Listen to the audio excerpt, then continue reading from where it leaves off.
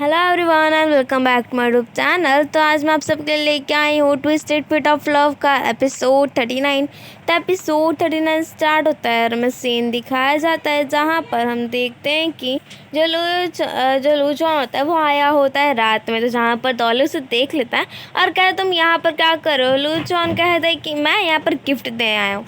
तो फिर जिस पे दौले कहता है कि इतनी रात को तुम आखिर भूत बन के यहाँ पर सिर्फ तुम गिफ्ट देने आए हो।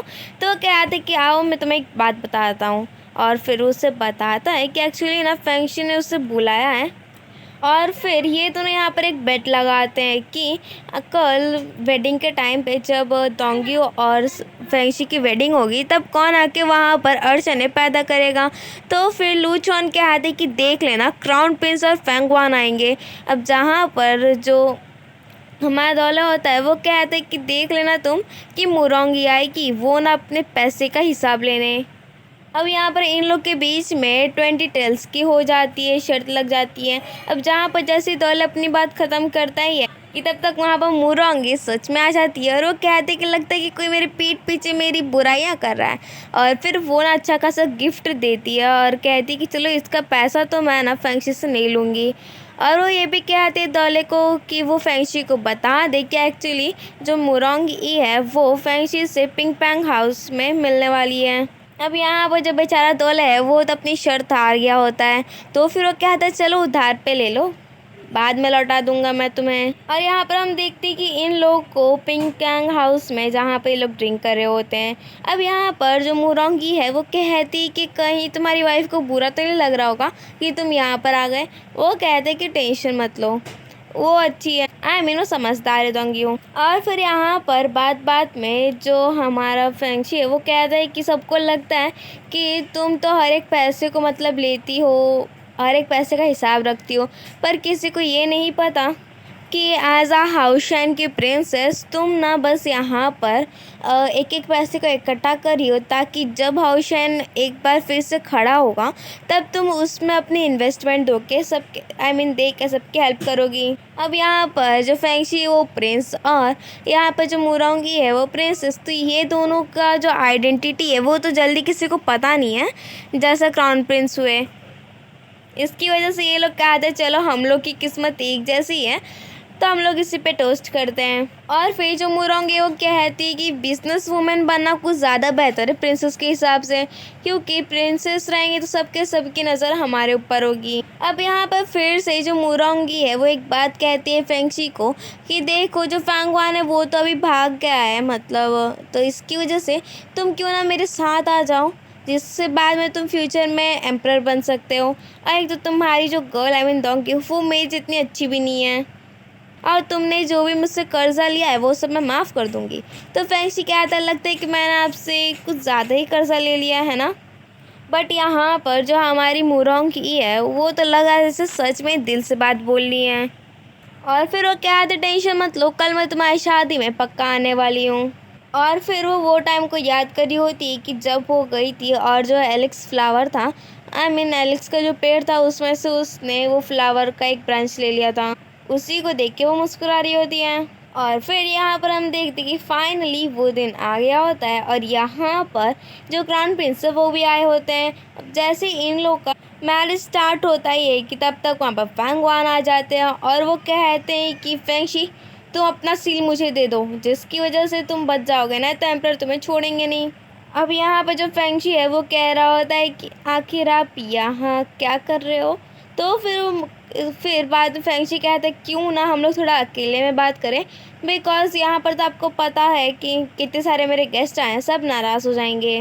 और यहाँ पर क्राउन प्रिंस के कहने पे फेंगवान मान भी जाता है। अब यहाँ पर फिर से मिंग फैमिली की बात तो हो ही रही थी कि तब तक ये लोग चले जाते हैं। और यहाँ पर हम देखते हैं कि जो क्राउन प्रिंस है वो कह देते हैं कि होंगजे तुम बाहर ही रहो अपने गार्ड के साथ ताकि कोई इमरजेंसी हुई तो इसके लिए। और फिर हम देखते हैं तीनों अंदर चले जाते हैं। और यहाँ पर जो फेंगशी है वो डायरेक्टली ओपनली क्राउन प्रिंस और साथ ही साथ जो फेंगवान है उन्हें 54 मिंग्स से थे उनके टैबलेट के सामने लेके आ जाता है।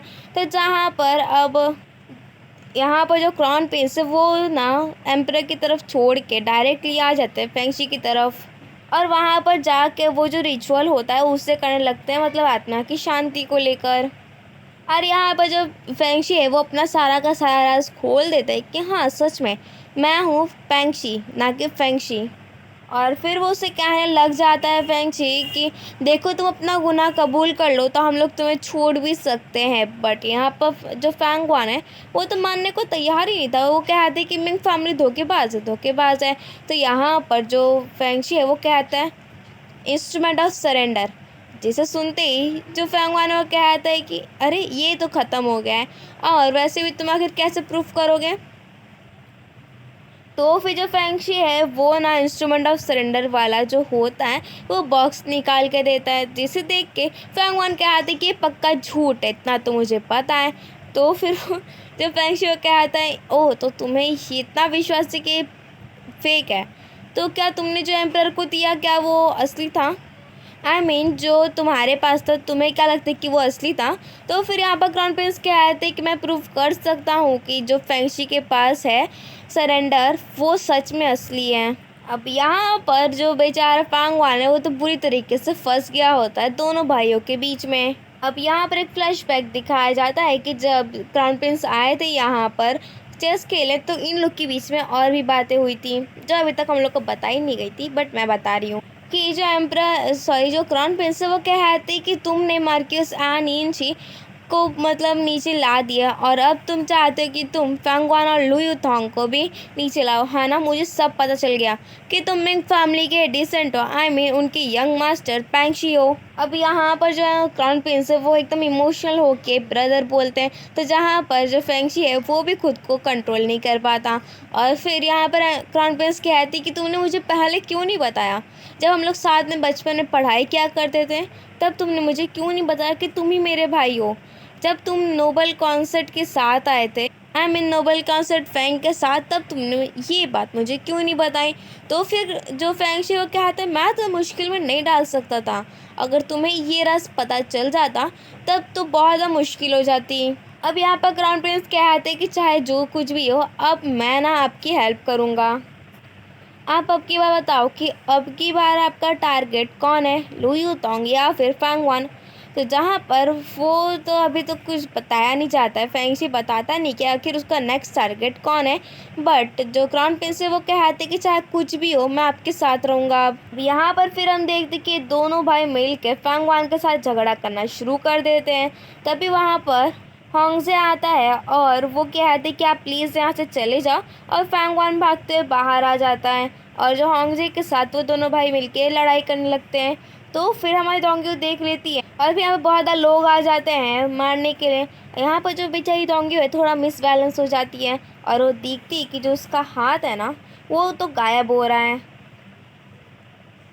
और फिर उसके बाद वो किसी तरह खुद को संभालते हुए चली जाती है फैंगवान की तरफ। और वो कह रही होती है कि तुम नहीं मर सकते नहीं मर सकते, बिकॉज तुम ही एक हो जो मिंग फैमिली का जो ब्लेम लगा है उससे साफ कर सकते हो। तो फिर वो जो फैंगवान है वो अपनी टूटी फूटी आवाज़ में ही कहता है कि एक्चुअली किसी ने उसे मार दिया होता है और वो मरने वाला होता है। तो वो अपनी टूटी फूटी आवाज़ में कह रहा होता है कि तुम्हें क्या लगता है कि मेरे पास इतनी पावर है कि मैं मिंग फैमिली को गिरा सकता हूँ, मेरे पीछे एम्परर है उनकी वजह से ये सब हुआ है। तो फिर जो डोंग्यू है वो कह रही होती है कि एम्परर वो ऐसा क्यों करवाएंगे भला अपनी वाइफ के साथ। तो फिर जो हमारा फैंगवान है वो क्या आता है कि एक्चुअली क्या है कि जो तुम्हें तो पता ही होगा नोबल कॉन्सेप्ट मिंग जो थी वो बहुत ज़्यादा पावरफुल थी, और साथ ही साथ रही बात जनरल मिंग की तो इन दोनों जो थे एकदम मिक्सअप थे। इसकी वजह से जो एम्परर है उन्हें डर लगने लगा कि कहीं मिंग फैमिली ज़्यादा ऊंचे ओहदे पे होके इनके राजगद्दी को हथिया ना ले। इसकी वजह से उन्होंने मिंग फैमिली को ही डिस्ट्रॉय करने का सोच लिया। और फिर वो सोच रहा होता है कि मतलब आखिर क्यों एम्परर ने उसे मरवाया, और हमें पता चलता है कि यहाँ पर एम्परर ने ही मरवाने के लिए भेजा था फैंगवान को, क्योंकि इतने सालों से जो फैंगवान है सिर्फ उसी को पता है कि जो एम्परर है उन्होंने मिंग फैमिली को मरवाया है। अब यहाँ पर वो मरते मरते भी यही कह रहा होता है कि आखिर एम्परर मेरे साथ ऐसा कैसे कर सकते हैं, मैंने उन इतने सालों तक मैं उनका लॉयल रहा। और मरते मरते वो एक चाबी निकाल के देता है और कहता है कि इससे जो एम्पायर चाहते ही मिंग फैमिली का जो केस है वो एंड हो जाए, वो कभी ख़त्म नहीं होगा। और ये चाबी पक्का हमारे डोंगी को एकदम परेशान कर देती है कि आखिर ये बोलना क्या चाहता है, आखिर ये जो चाबी है ये किस तरह से मिंग फैमिली को निर्दोष साबित करेगी। और वो कहता है कि तुम जाओ जाओ, और मेरे कुछ आधा एक शब्द कहता है जो तो हम लोग को समझ में आता नहीं है, वैसे कुछ कैसी करके था, तो जहाँ पर ये बात हमें बाद में पता चलेगा, क्योंकि हमारी डोंगी ऑफ कोर्स उसे खोज ही लेगी। अब यहाँ पर तब तक फैंक्शी एंड क्राउन प्रिंस भी आ जाते हैं, तो वो लोग कहते हैं कि कहीं तुम ठीक तो हो ना, कहीं तुम्हें चोट तो नहीं लगी। हमारी डोंगी वो चाबी को छुपा लेती है, और फिर यहाँ पर वो देखती कि उसका हाथ गायब हो रहा है। और तब तक वहाँ पर फैंक्शी आ जाता है और वो कहता है तुम ठीक हो ना। वो कहती है हाँ मैं ठीक हूँ, बस थोड़ा टायर्ड फील हो रहा है। और जाते जाते जो फेंगशी वो सोच रहा होता है कि आखिर डोंगी वो आज इतना अलग बिहेव क्यों करे, क्या कोई बात हुई है। अब यहाँ पर जो हमारी डोंगी है वो सोच रही होती है, जब उसने अरियो के पास गई थी सेकेंड टाइम ट्रैवल करके, कि उसने कहा था कि जब ये जो रेड वाला है ब्लड, ये अगर तुम्हारे पूरे बांसुरी में आ जाएगा, पूरा ना भर जाएगा, तब तुम्हारा ये जो बॉडी है, ये जो फ्लावर से बना है, लोटस से, वो ना धीरे धीरे गायब हो जाएगा। और उसी बात को याद करके वो सोच रही होती कि मेरे पास ज़्यादा टाइम नहीं है, मुझे जितना जल्दी हो सके उतना जल्दी मिंग फैमिली वाला जो केस उसे क्लोज करना होगा। अब यहाँ पर हम देखते हैं कि ये लोग शक कर रहे होते कहीं ईगल वालों ने तो नहीं मारा फैंगवान को, बट ये बात भी होती कि जो ईगल वाले ग्रुप थे वो लोग तो फैंगवान से बहुत ज़्यादा लॉयल थे। अब यहाँ पर सिर्फ और सिर्फ क्राउन प्रिंस को ही पता है कि यहाँ पर सारा का सारा काम जो है वो एम्परर का है। तभी भी वो कहते हैं कि तुम जाकर डोंगी के साथ कहीं छुप जाना, और मुझे नहीं पता बट वो मुझे थोड़ा डांटेंगी एम्परर अगर मैंने कहा कि मैंने मिशन फेल कर दिया है तो। और यहाँ पर जो क्राउन प्रिंस वो कह रहे होते क्यों ना तुम जाके सेकंड प्रिंस बन जाओ अपने आइडेंटिटी बता के, बट वो कह देता है फैंक्शी कि मुझे इसमें कोई इंटरेस्ट नहीं है, रॉयल फैमिली में तो बिल्कुल भी नहीं। और ख़ास करके मिंग फैमिली को, आई मीन जहाँ पर मिंग फैमिली की डेथ हुई और जिसके ऑर्डर पे, तुम्हें क्या सच में लगता है कि मैं वहाँ पर जाऊँगा? बिकॉज एम्परर की ऑर्डर पे तो मिंग फैमिली को पूरा मार दिया गया। और वो कहता है फैंक्शी कि मेरे बीच और मेरी बीच और एम्परर के बीच मिंग फैमिली वाला बहुत बड़ा वाला गैप है, तो मैं कभी उनके साथ नहीं रह सकता। और फिर बाहर जाते जाते जो डोंगी है वो मिल जाती है, और वो कहती है कि आपने जानबूझ के फैंक्शी को नहीं बताया ना कि मिंग फैमिली के ये जितना भी चक्कर है इन सब के पीछे उसके डैड है, यानी कि एम्परर, ना तो उससे बहुत ज़्यादा बुरा लगेगा। तो क्राउन प्रिंस कहते कि हाँ ये बात तो है। और फिर जब हमारी डोंगी कह रही होती कि वो नहीं मानेगा, मतलब जो फैंक्शी है वो नहीं मानेगा एम्परर के पास जाने से, तो जहाँ पर वो कहती क्यों ना मैं चली जाऊँ, बट यहाँ पर क्राउन प्रिंस मना करते और कहते तुम्हें पता है जब मैं उनका खुद का बेटा होके जैसे ही मैं मिंग फैमिली की बात निकालता हूँ कि मुझसे बहुत ज़्यादा गुस्सा हो जाते हैं। तुम्हें क्या लगता है कि वो तुम जैसे आउटसाइडर को छोड़ेंगे? नहीं नहीं, तुम जाकर मेरे भाई के साथ कहीं छुप जाओ। अब यहाँ पर फिर से हमारी डोंगी का हाथ गायब हो रहा होता है, तो वो सोचती कि लगता है कि मेरे पास ज़्यादा टाइम नहीं है, मुझे जल्दी से सारा काम ख़त्म करना होगा।